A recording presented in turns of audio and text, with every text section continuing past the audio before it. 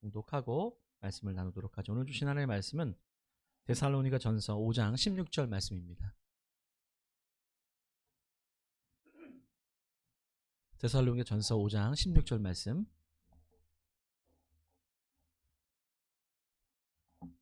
네, 우리 함께 말씀을 봉독하죠. 함께 읽습니다. 시작. 항상 기뻐하라. 네, 좀 서운한가요? 네, 다시 한번 이 구절, 네, 오늘 말씀입니다. 함께 읽습니다. 시작. 항상 기뻐하라. 네. 사람이 갑작스럽게 바뀌게 되면 듣는 말이 있습니다. 죽을 날이 가까운 것 아닌가? 라는 거죠. 우스갯소리로 하는 말입니다. 그만큼 사람은 변하기 어렵고 쉽사리 바뀌지 않는다는 것을 의미하는 표현입니다. 맞습니다. 사람은 쉽게 바뀌기가 어렵습니다. 하지만 쉽게는 아니지만 불가능하지 않습니다. 사람은 쉽지 않게, 하지만 어떻게 해요? 어렵지만 분명히 변화될 수 있습니다. 사람이 바뀌는 것과 죽음을 대비하는 것은 그래서 매우 적절해 보입니다. 변화되면 죽을 날이 가까워졌다라기보다는 실제 죽음을 경험했기 때문에 변화된 것이라고 볼 수 있습니다.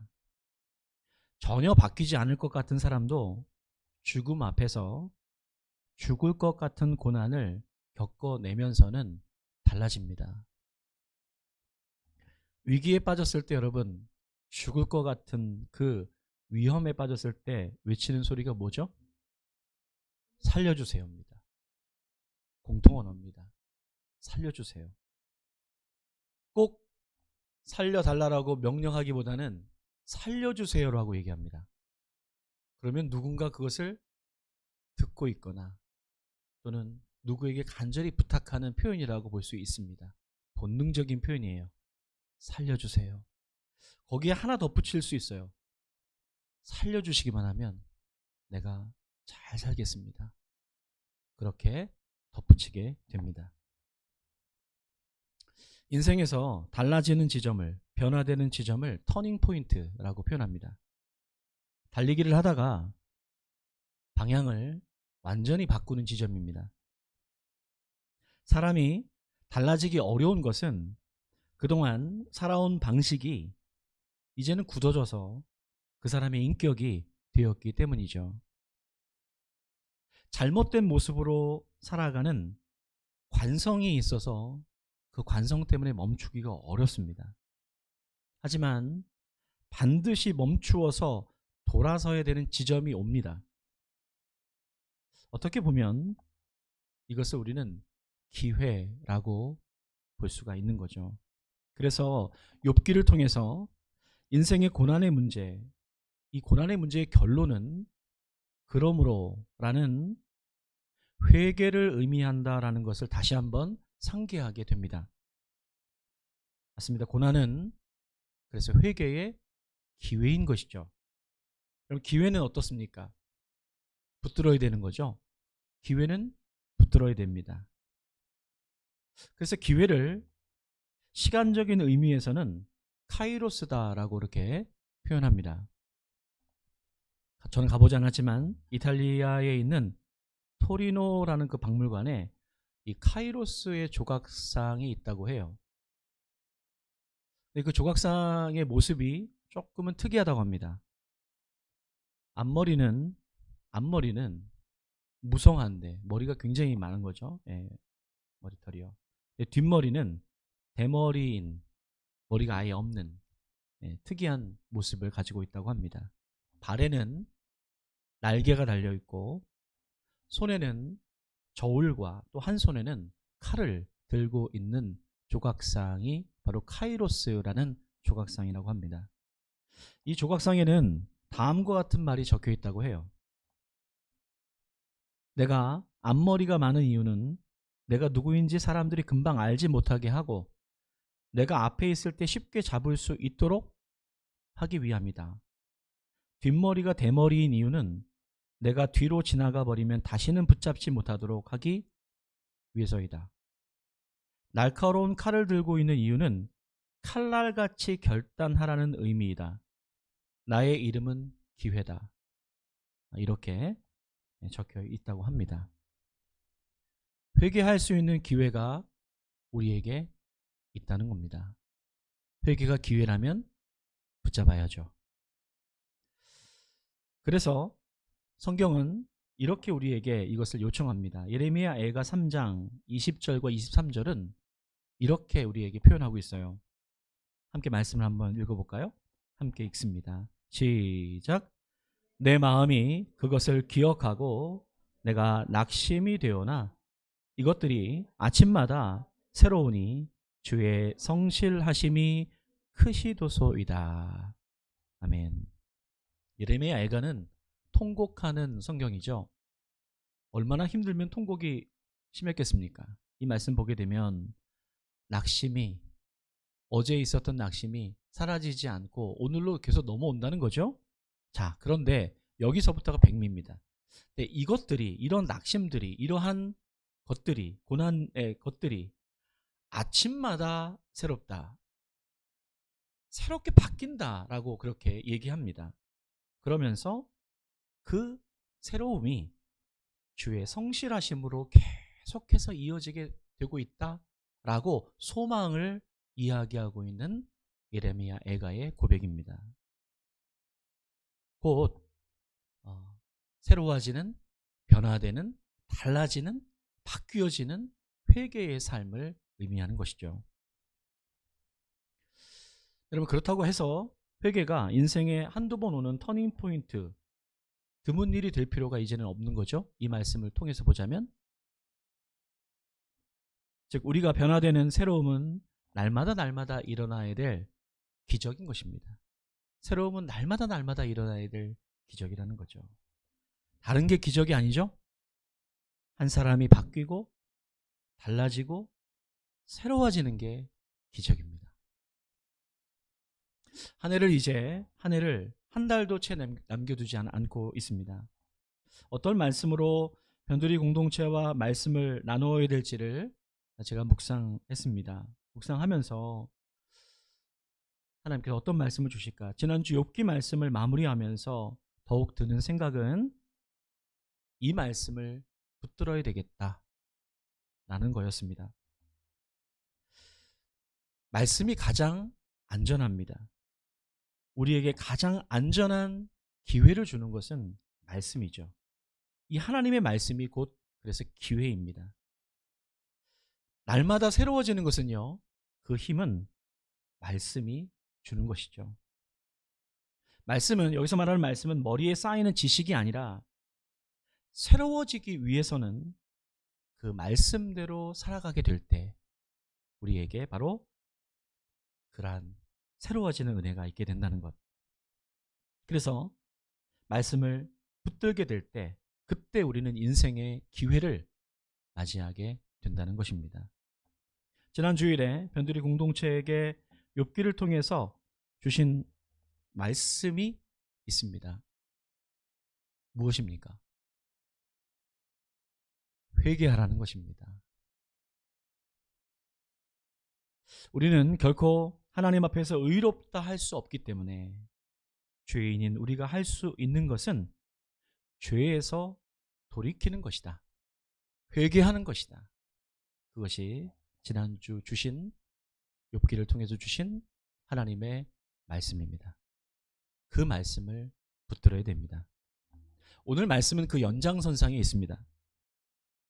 지난 한 주 동안 과연 우리는 회개하는 삶을 살았습니까? 아니, 그 전에 한 주를 이 치열한 삶 속에서 살아가고 있을 때 주신 말씀을 한번 떠올려 본 적 있으십니까?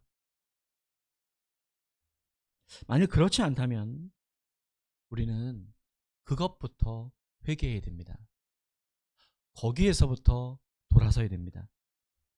말씀은 온데간데 없고 내가 내 삶의 결정권자로 있다면 그것부터 바뀌어야 되는 것이죠. 내 삶의 결정권자는 하나님이십니다. 이게 다른 종교와 우리가 다른 점 중에 하나이기도 합니다. 여러분, 그렇다고 해서 하나님께서 간섭하시듯이 우리의 삶에 개입하시는 하나님이 아니십니다. 우리를 존중해 주시고 우리를 사랑해 주십니다. 그리고 기다리십니다. 회개하기를 기다리십니다. 그래야 회개한 우리 삶에 천국이 임하게 되는 것이죠. 회개하지 않고 진정한 천국을 경험할 수는 없습니다.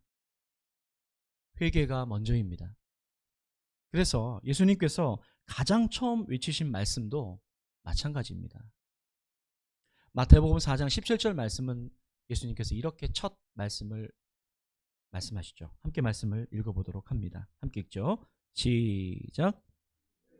예수께서 비로소 전파하여 이르시되 회개하라 천국이 가까이 왔느니라 하시더라.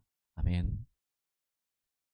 회개하라 천국이 가까이 왔느니라. 여러분, 여기서 주목해야 될 것은 회개가 요청이 아니라 부탁이 아니라 명령이라는 점입니다. 천국은 그냥 교회를 다니면 예수를 마음으로 믿으면 입술로만 믿는다라고 말하면 천국이 임하는 게 아닙니다. 만일 그렇게 천국의 구원을 얻을 수 있다고 말하는 자나 단체가 있다고 한다면 그것은 이단입니다. 속지 말아야 됩니다. 회개하지 않고서 얻을 수 있는 구원은 없습니다. 하지만 회개하면 천국을 경험하게 됩니다. 여러분, 회개해서 천국을 누리시는 저와 여러분 되기를 소원합니다. 회개는 단순히 감정적인 뉘우침이 아닙니다. 회개는 하나님 앞에서 눈물과 콧물을 흘리면서 쏟아내는 격정적인 기도에 머물지 않습니다.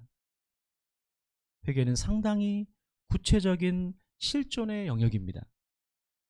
하나님께 기도했다고 회개한 것이 아닙니다. 시작일 뿐이죠. 회개는 지금까지 달려왔던 삶의 구습으로부터, 나의 그 옛 습관으로부터 돌아서는 실제적인 행위입니다. 초등학교 4학년인 다리가 불편한 아들이 유괴가 됩니다. 갑작스럽게 유괴된 아들이 결국은 죽은 채로 자신의 품으로 돌아온 표현할 수 없는 고난을 겪는 어머니가 있습니다. 자식이 유괴돼서 살해되어 그 고통스러운 시간을 보내고 있을 때 전도를 받아서 교회에 나가게 됩니다. 이 어머니는 신앙으로 이를 이겨내려고 애를 씁니다. 그러던 중 자신의 아이를 죽인 살인자가 옥중에서 주님을 만나 구원을 받고 평안을 얻었다는 이야기를 듣습니다. 이 어머니를 만난 범인이 이렇게 이야기합니다.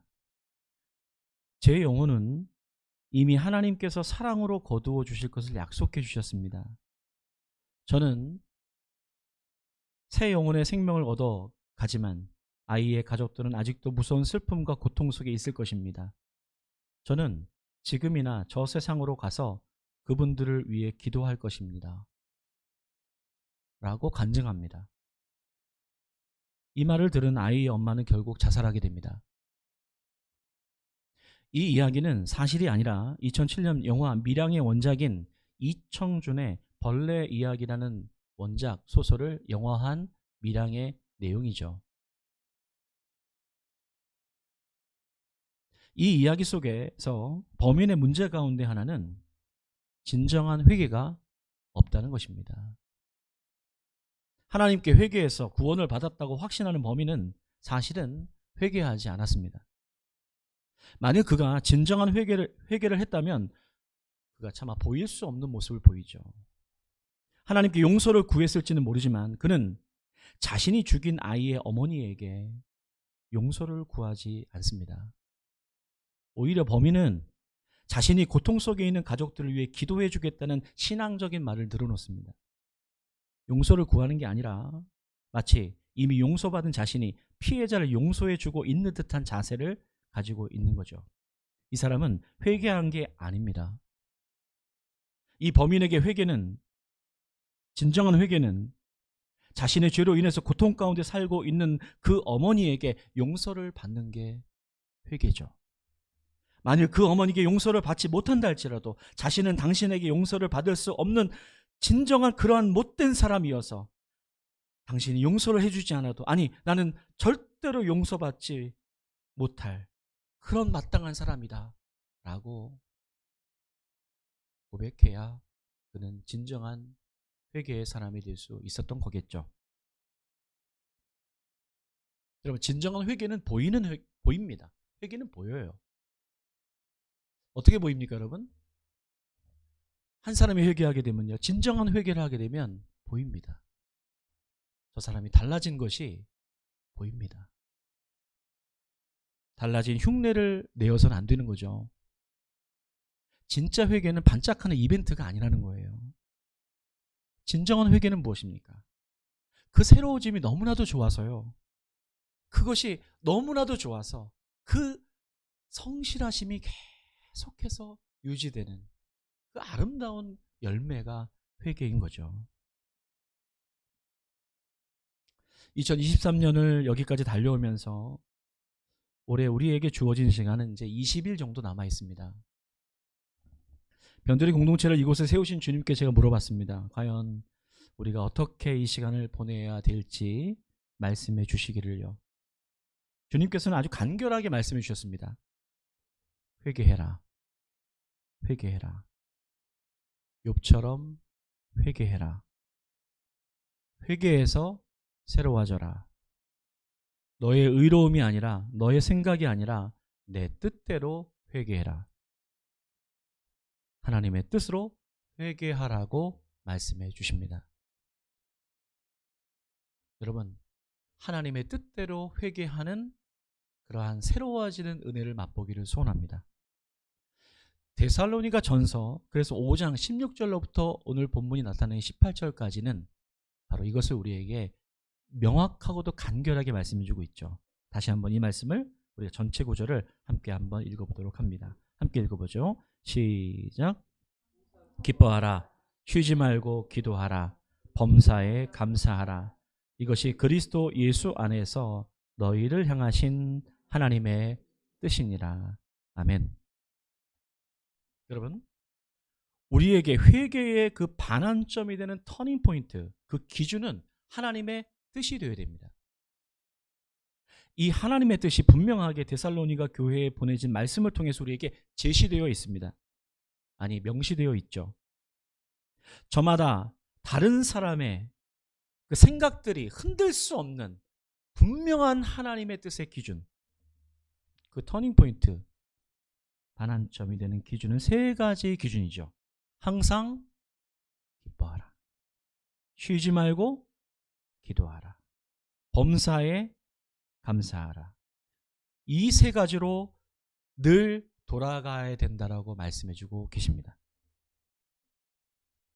세계 역사상 가장 위대한 문호를 들라라고 한다면 톨스토이임의 이견을 가지지 않습니다. 러시아의 문학가이지만 세계 사상에 위대한 영향을 미친 사람이 바로 톨스토이죠. 처음에 이 톨스토이는 여느 탁월한 문학가와 그리 다르지 않았습니다. 그러던 그가 그의 작품 세계의 분기점이 되는 시기를 맞이해요. 톨스토이는 그 분기점 전후로 나누게 됩니다. 50대에 그는 죽음 앞에 이르게 돼요. 그러면서 그가 그 죽음을 회복하면서 그는 회개하게 됩니다. 완전히 그 회개를 통해서 그의 작품 세계도 달라지게 돼요. 그는 자신의 방탕하고 더러웠던 삶에서 회개하면서 기독교에 귀의하게 됩니다. 원래도 기독교 정교회를 믿었지만 진정한 기독교를 귀의하게 됩니다. 우리가 잘 알고 있는 그 인생에 대한 톨스토이의 작품들은 바로 이 시기에 쓰여진 명작들이에요.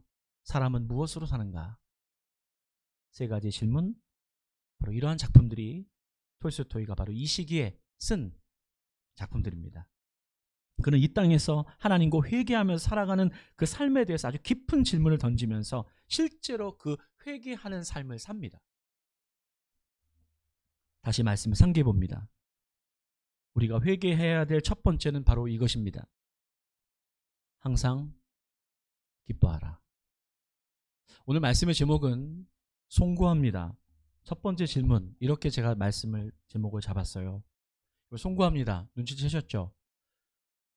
20일밖에 남지 않은 올 한 해를 저희들이 무엇을 돌아보고 어떻게 살아야 될 것인가? 송구 영신 예배 때 할 수도 있지만 우리가 돌아보고 회개해야 될 그 첫 번째, 그것은 다른 말 주님 말씀하시죠? 항상 기뻐해라 라는 첫 번째 질문이자 그에 대한 답입니다. 첫 번째, 우리가 회개해야 될 지점, 그 터닝 포인트는 항상 기뻐하는 것이에요. 그럼 매우 좋은 말이죠? 매우 좋은 말인데 상당히 어렵다는 것을 우리는 잘 알고 있습니다. 왜요? 왜일까요? 한두 번은 기뻐할 수 있어요. 노력할 수 있어요.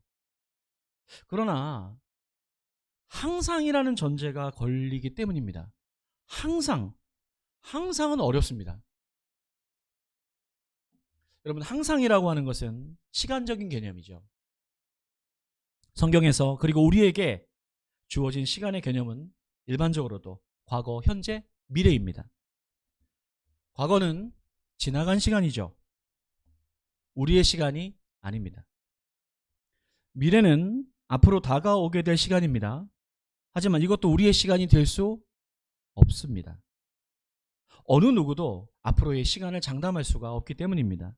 그래서 우리에게 남은 실존적인 시간은 현재, 지금입니다. 이 시간의 문제를 깊이 고민한 과학자가 있죠. 아인슈타인입니다. 그의 시간의 상대성 이론, 그것 때문에 우주의 모든 그 과학의 놀라운 법칙들이 완전히 바뀌게 됐죠. 그 시간의 상대성 이론도 여기에 근거합니다. 시간은 오직 현재, 지금에만 존재한다는 거예요. 그렇다면 우리는 이 첫 번째 질문이자 회개의 기준인 항상 기뻐하라를 이렇게 이해할 수 있어요. 어떻게 이해할 수 있을까요? 자, 제가 한번 띄워봅니다. 말씀을 제가 한번 띄워볼게요.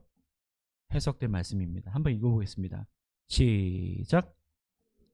다시 한번 시작. 이건 할 수 있겠죠? 지금 기뻐하라는 것입니다. 지금 기뻐하라는 거예요. 한 왕이 있었습니다. 그에게는 깨닫기를 원하면서 풀리지 않은 알고 싶은 세 가지 질문이 있었어요. 그 질문이 뭐였냐면 이거였어요. 어느 때가 가장 좋은 때인가? 그리고 누가 왕인 나에게 가장 소중한 사람인가? 세 번째로, 그리고 해야 할 가장 중요한 일은 무엇인가? 인생의 세 가지 질문, 이것을 한 왕이 갖고 있었습니다. 그래서 이 질문에 답할 수 있는 사람에게는 큰 선물을 내리겠다라고 나라에다가 공표를 했지만 탐탁치 않았어요. 결국엔 이 질문에 대한 답을 얻기 위해서 왕은 스스로 길을 떠납니다. 외진 숲속에 평생을 살아가고 있는 한 노인이 있다는 것을 정보를 듣고, 그 소식을 듣고 그 노인을 이 왕이 평상복을 입고 찾아가게 됩니다. 그 숲속에서 만난 노인은 밭을 갈고 있었어요. 고랑을 파고 있었던 노인.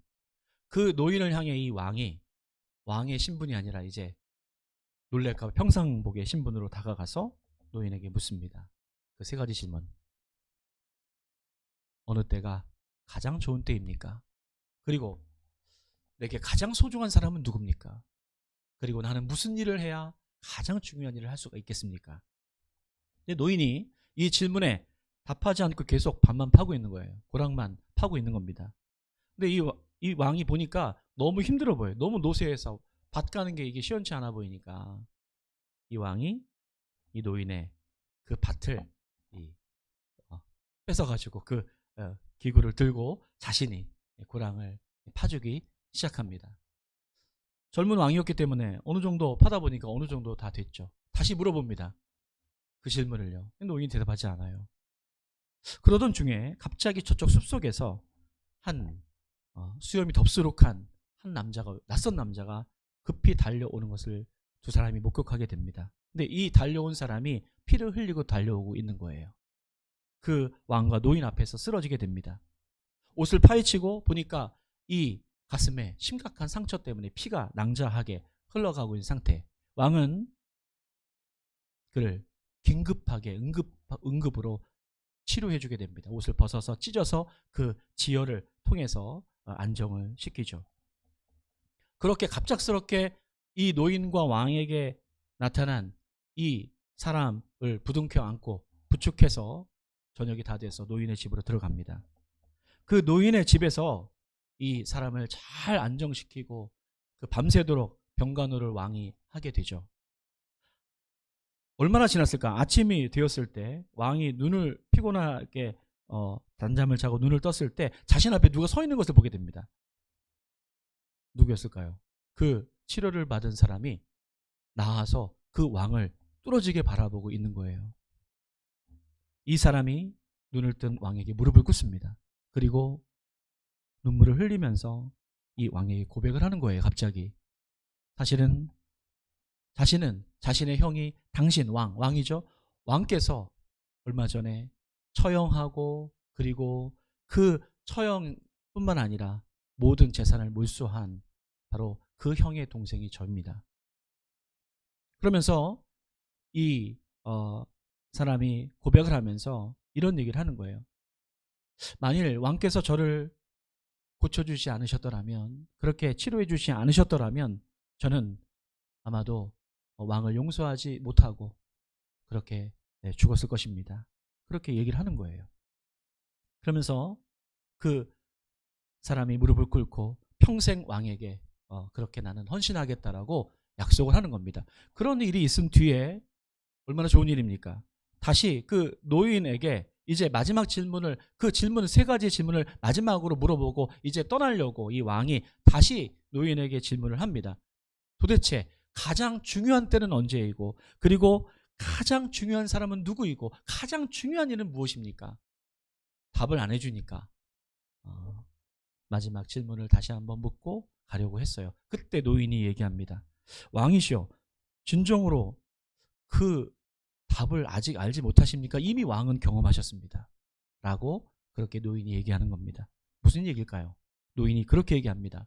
만일 왕께서 이 한낱 노구인 나를 하찮게 여겨서 그때 그 밭고랑을 갈지 않고 그냥 가셨더라면 아마도 그 자신을 치료해줬던, 왕이 치료해줬던 그 사람에게 아마도 죽임을 당할 수도 있었을 거예요. 알고 보니 그 사람은 왕을 죽이기 위해서 미리 정보를 얻어서 이 은사에게, 노인에게 오는 그 길목에서 기다리고 있다가 왕의 그 부하들에게 사실은 공격을 당해서 그런 칼에 맞아서 위급한 상황에 처하게 됐는데 왕을 만나게 된 것이었어요.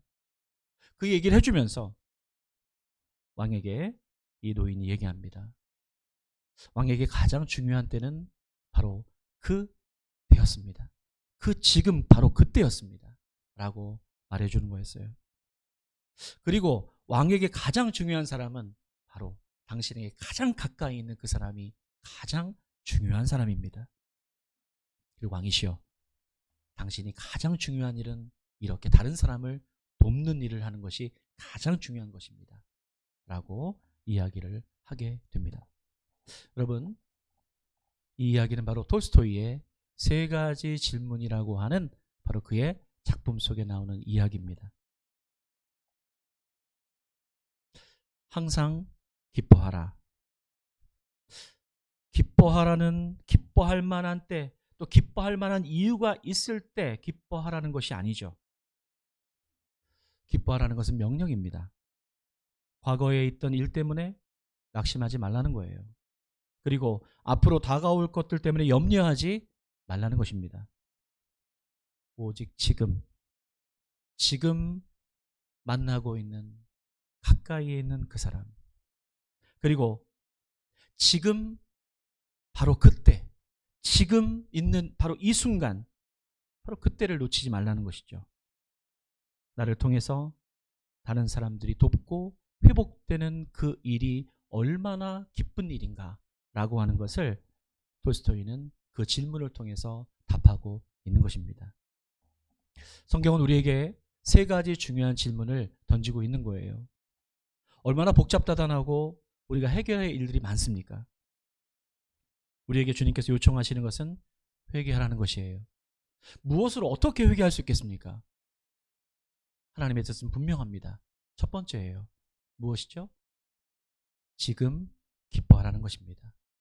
지금 우리가 그 일을 기뻐하고 그 일을 참으로 의미 있고 그것을 우리에게 소중한 것으로 여기게 될 때 하나님께서는 그것을 통해서 우리를 이끌어 가시고 우리의 길 속에 하나님의 그 열매들을 두시겠다라고 그렇게 말씀하고 계시는 것입니다. 우리의 삶 속에 어디로 무엇으로 회개해야 될 것인가? 첫 번째입니다. 지금 기뻐하는 것입니다. 그것은 할 수가 있다는 거예요. 그것 과거와 미래의 수많은 것들이 우리를 붙잡아 놓는다 할지라도 다시는 우리 기억해야 됩니다. 바로 그것이 우리 그리스도 안에서 주를 향한 뜻이다라고 우리에게 요청하고 있습니다. 다시 한번 여러분 우리 가운데에 회개해야 될 터닝 포인트 그 한 부분을 고백했으면 좋겠어요. 여러분 한번 고백으로 따라해 보시겠습니다. 항상 기뻐하라. 감동이 별로 안 오시죠? 자, 이렇게 하겠습니다. 지금 기뻐하라. 여러분 묻겠습니다. 여러분 누가 가장 소중한 사람입니까? 어떤 사람은 그렇게 얘기해요? 부모님입니다. 네, 여러분 죄송하지만 부모님이 여기 계시지 않죠? 부모님 소중한 분 맞아요. 위급하고 어려운 때 우리에게 가장 소중한 사람은 드러나게 되어 있습니다. 가장 가까이 있는 사람이 우리를 도와주죠. 도와주는 그 사람 가까이에 있습니다. 그래서 여러분 지금 가까이에 있는 그 사람이 우리가 소중히 여겨야 될 사람이에요. 그 사람입니다. 멀리 있는 누가 소중한 게 아니라는 거예요. 여러분 묻겠습니다. 여러분에게 가장 소중한 사람이 누굽니까? 저를 보지 마시고요. 누굽니까? 가까이 있는 사람입니다. 그 사람이 가장 소중한 사람이에요. 그렇게 되면은 우리의 삶에 거침이 없어요. 이 사람은 이렇기 때문에 좋고 이 사람은 이렇기 때문에 싫고 이 사람은 이게 문제고 저게 그렇지 않아요. 회개해야 됩니다. 우리의 삶 속에 분명합니다. 어렵지 않아요. 여러분 내 옆에 있는 사람이 가장 소중한 사람인 것을 잊지 않는 저와 여러분 되기를 소원합니다. 옆에 있는 사람을 보세요. 이거 명령하겠습니다. 내가 감히 명령할까? 죄송합니다. 이 사람이 소중하지 않다라고 여기면 여러분 회개해야 됩니다. 회개해야 돼. 가장 소중한 사람이에요. 여러분 어떤 일이 가장 소중한 일입니까? 이 가까이 있는 사람을 도와줘야 됩니다. 그 사람을 도와줘야 돼요. 그게 무엇이요? 사랑이죠. 우리의 삶 속에 던져지는 이 세 가지의 질문 답할 수 있습니다. 항상 기뻐하라. 아니 지금 기뻐하라는 것입니다. 지금 이 예배를 기뻐하고 지금 가까이 있는 이 사람을 사랑하고 또 지금 내게 주어진 비록 왕이 박고랑을 파는 그 허드렛 일같이 여겨지는 그 일인데 그것이 가장 소중한 일이다라고 우리에게 요청하고 있다는 거죠. 올 한해 여러분 우리 변두리 교회가 이번 한 주간을 또 20일 남겨놓고 7일이 지나가겠죠? 여러분 약속합시다. 무엇을요? 이번 한 주간 지내면서 잊지 맙시다. 지금 기뻐하라. 함께 있는 사람을 사랑하라. 그리고 그 사람을 돕는 변두리 교회 저와 여러분 되는 공동체가 되기를 소원합니다. 약속하실 수 있겠습니까? 지금 기쁘십니까? 기뻐하지 않는 것 같아서 제가 명령하게 기뻐하세요. 명령합니다. 감히 명령합니다. 주님의 권위로 명령합니다. 주님이 원하십니다. 그 삶이 우리의 기쁨뿐만 아니라 많은 사람에게 하나님을 믿도록 돌아오게 되는 놀라운 은혜가 있게 될 것입니다. 저는 그러한 교회가 바로 변두리 교회가 되기를 소원합니다. 저와 여러분 되기를 소원합니다. 아멘. 감사합니다. 우리 다 같이 일어나셔서 우리 함께 결단의 찬양 우리 함께 하심으로 오늘 예배를 주 앞에 올려드리겠습니다.